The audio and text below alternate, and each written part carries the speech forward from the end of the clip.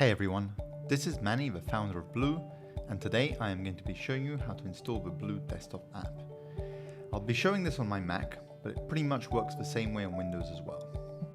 The advantages of using the Blue desktop app is that you have a more focused view and you can full screen the desktop app, and that push notifications will also open the desktop app instead of a new browser window.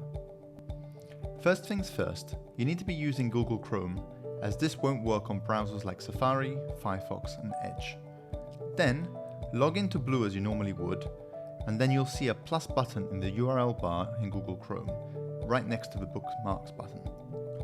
Click on that plus button and then click install. The Blue desktop app will instantly install and you'll already be logged in. One trick for Mac users, you can right click on the dock icon and ensure that Keep in Dock is enabled. This will keep the Blue desktop app in your dock at all times and you can access it in one click. I hope that's been useful and have a great day.